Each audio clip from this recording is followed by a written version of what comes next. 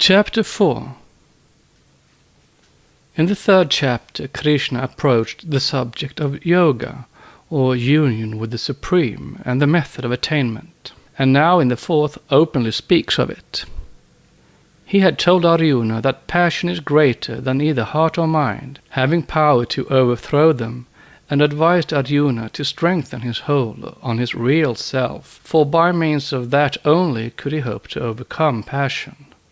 In the opening of this chapter, we come across something of importance, the doctrine that in the early part of a new creation called Manvantara in Sanskrit, a great being descends among men and imparts certain ideas and aspirations which reverberate all through the succeeding ages until the day when the general dissolution, the night of Brahma, comes on. He says, "This deathless yoga, this deep union, I taught to Vivasvata, the Lord of Light. Vivasvata to Manu gave it, he to Ikshvaku. So passed it down the line of all my royal rishis. Then, with years, the truth grew dim and perished, noble prince. Now once again to thee it is declared, this ancient law, this mystery supreme, seeing I find thee votary and friend." Exoteric authorities agree that Vivasvata is a name for the sun, that after him came Manu, and his son was Ikshvaku. The latter founded the line of solar kings, who in early times in India were men of supreme knowledge. They were adepts every one, and ruled the land as only adepts could, for the dark ages had not come on, and such great beings could naturally live among men. Every one respected them, and there was no rebellion even in thought, since there could be no occasion for complaint. Although Vivasvata as a name for the sun reveals nothing to our Western ears, there is a great truth hidden behind it, just as today there is a great mystery behind our solar orb. He was the being appointed to help and guide the race at its beginning. He had himself, ages before, gone through incarnation during other creations, and had mounted step by step up the long ladder of evolution until by natural right he had become as a god. The same process is going on today, preparing some being for similar work in ages to come. And it has gone on in the limitless past also, and always the Supreme Spirit, as Krishna teaches the being, so that he may implant those ideas necessary for our salvation. After the race has grown sufficiently, the being called the Sun leaves the spiritual succession to Manu, whether we know him by that name or another, who carries on the work until men have arrived at the point where they furnish out of the great mass some of their own number who is capable of founding a line of kingly priest-rulers. Then Manu retires, leaving the succession in the hands of the royal sage, who transmits it to his successors.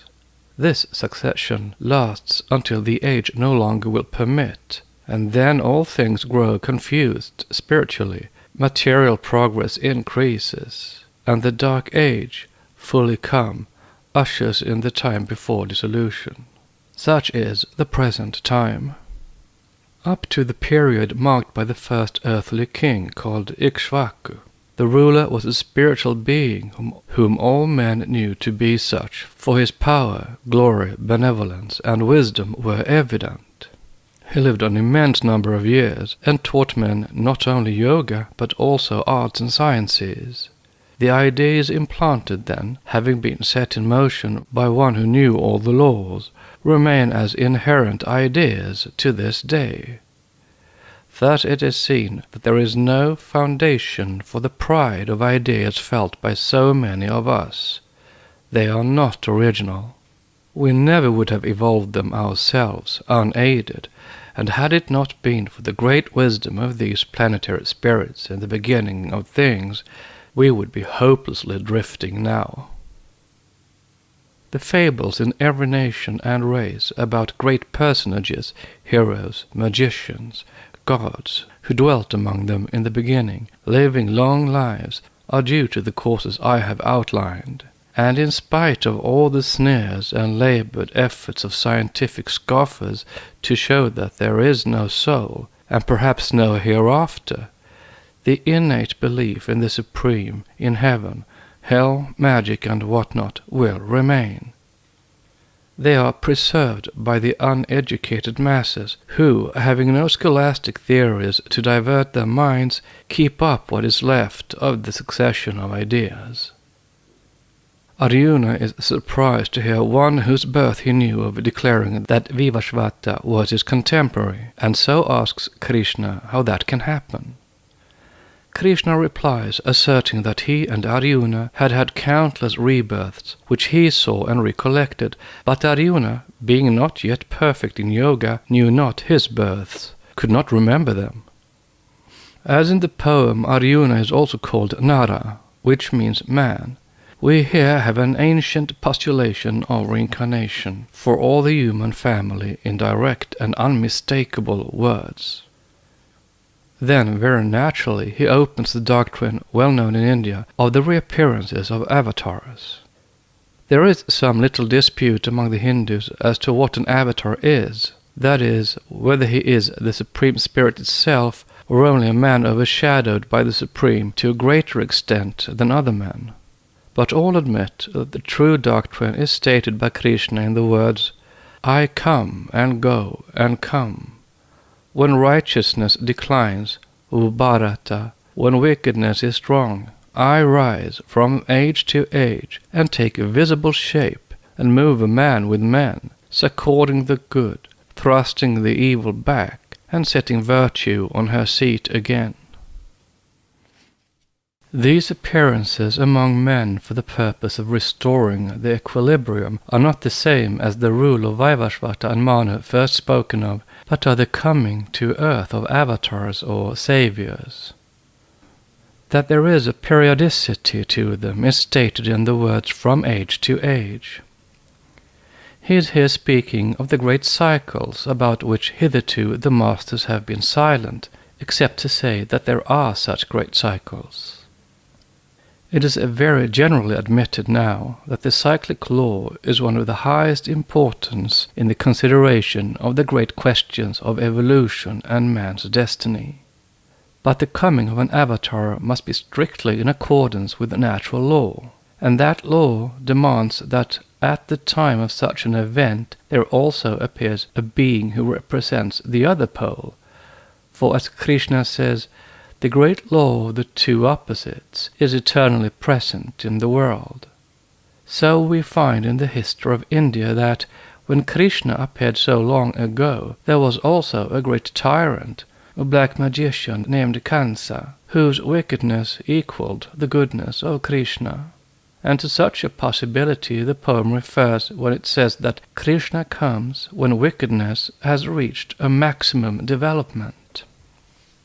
The real meaning of this is that the bad karma of the world goes on increasing with the lapse of the ages, producing at last a creature who is, so to say, the very flower of all the wickedness of the past, counting from the last preceding avatar. He is not only wicked, but also wise, with magic powers of awful scope, for magic is not alone the heritage of the good. The number of magicians developed among the nations at such a time is very great, but one towers above them all, making the rest pay tribute. This is not a fairy tale, but a sober truth, and the present prevalence of self-seeking and money-getting is exactly the sort of training of certain qualities that black magicians will exemplify in ages to come. Then Krishna, or howsoever named, appears in visible shape, a man with men. His power is as great as the evil one, but he has on his side what the others have not: spirit, preservative, conservative forces. With these he is able to engage in conflict with the black magicians, and in it is assisted by all of us who are really devoted to brotherhood. The result is a victory for the good and destruction for the wicked. The latter lose all chance of salvation in that Manvantara, and are precipitated to the lower planes, on which they emerge at the beginning of the next new creation. So not even they are lost, and of their final salvation Krishna speaks thus: Whoso worship me, them I exalt, but all men everywhere shall fall into my path, albeit those souls which seek reward for works make sacrifice now to the lower gods. He also declares that the right and full comprehension of the mystery of his births and work on earth confers upon us Nirvana, so that rebirth occurs no more. This is because it is not possible for a man to understand the mystery unless he has completely liberated himself from the chains of passion and acquired entire concentration. He has learned to look beneath the shell of appearances that deceives the unthinking mind. This brings us to a rock upon which many persons, theosophists as well as others, fall to pieces. It is personality. Personality is always an illusion, a false picture hiding the reality inside. No person is able to make his bodily environment correspond exactly to the best that is within him, and others therefore continually judge him by the outward show. If we try, as Krishna directs, to find the divine in everything, we will soon learn not to judge by appearances, and if we follow the advice given in this chapter to do our duty without hope of reward and without trimming ourselves with a desired result in view, the end will be peace. Krishna then adverts to various systems of religious practice and shows Arjuna that they all lead at last, but after many births, to him by reason of the tendency set up. The different schools are taken up in a few sentences. His dictum is that they destroy sins, meaning that a certain purification of the nature is thus accomplished, which is followed upon death by a longer stay in Devakan, but it is only to one single practice he awards the distinction of being that which will bring about union with the Supreme Spirit. After enumerating all, not only the performance but also the omitting of sacrifice, he shows Arjuna that spiritual knowledge includes all actions and burns to ashes the binding effects of all work, conferring upon us the power to take Nirvana by reason of emancipation from the delusion that the lower self was the actor. The perfection of this spiritual knowledge is reached by strengthening faith and expelling doubt through devotion and restraint. Then occurs a verse, almost the same as one in the New Testament. The man of doubtful mind enjoys neither this world nor the other, nor final beatitude.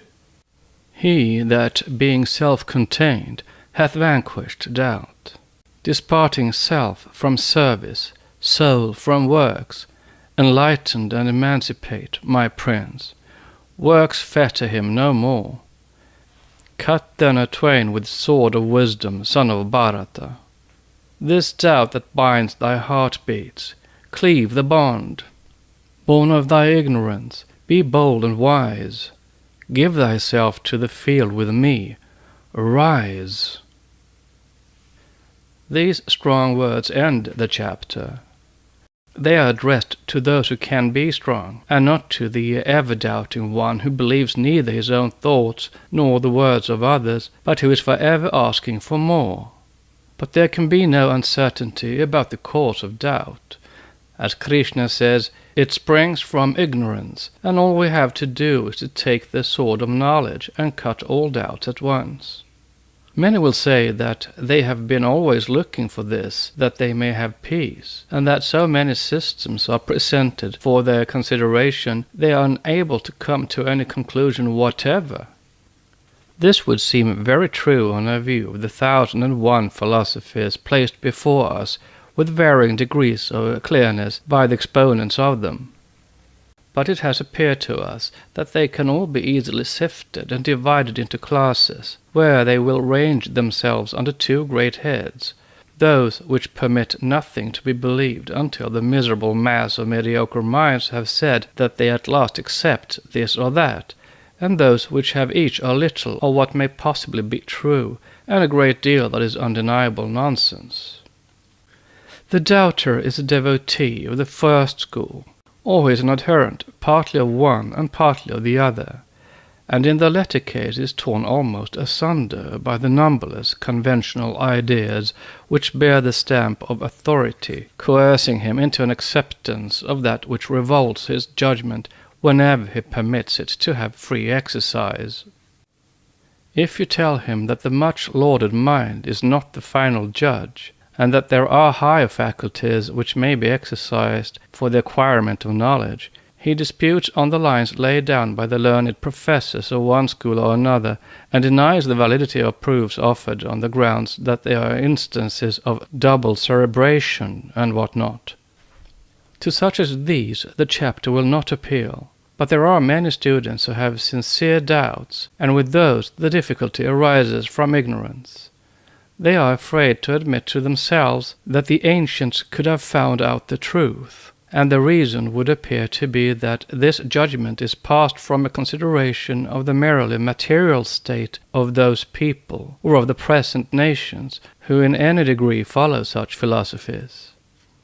Our civilization glorifies material possessions and progress, and those who have not these boons cannot be possessors of either truth or the way to it.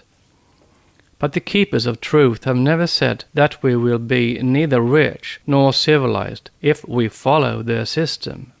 On the contrary, in the days when Krishna lived and taught his system, there was more material glory and power than now, and more knowledge of all the laws of nature than every one of our scientists put together have in their reach. Hence, if any theosophist teaches that the reign of the doctrines of the masters of the society will be the knell of all material comfort and progress, he errs, and sows the seeds of trouble for himself and his friends.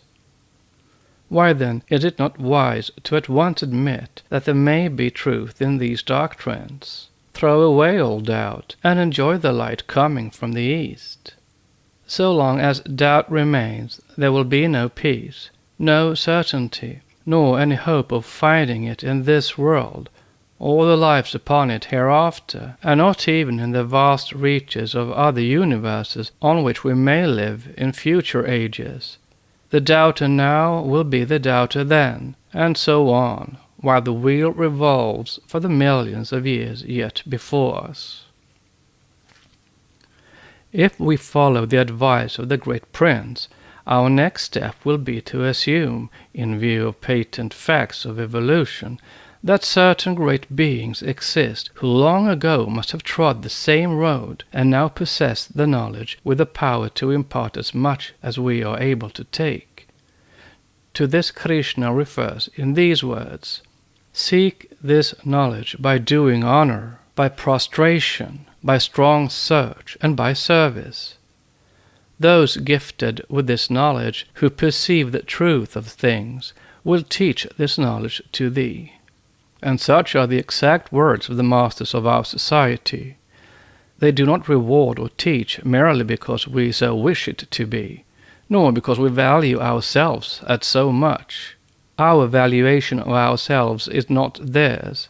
They value us at the real and just rate, and cannot be moved by tears or entreaties not followed by acts, and the acts that delight them are those performed in their service, and no others. What then is the work in which they wish to be served? It is not the cultivation of our psychic powers, nor the ability to make phenomena, nor any kind of work for self when that is the sole motive. The service and the work are in the course of humanity by whomsoever performed, whether by members of the Theosophical Society or by those outside of it. And all the expectant members of the society now standing with their mouths open, waiting for what they are pleased to call food, may as well know that they will get nothing unless the work is done or attempted. Let this right attitude be taken, and what follows is described in this chapter. A man who perfects himself in devotion finds springing up in himself in the progress of time this spiritual knowledge, which is superior to and comprehends every action without exception. The 4th chapter is ended. Let all our doubts come to an end. What room for doubt and what for sorrow can there be in him who knows that all spiritual beings are the same in kind, differing only in degree?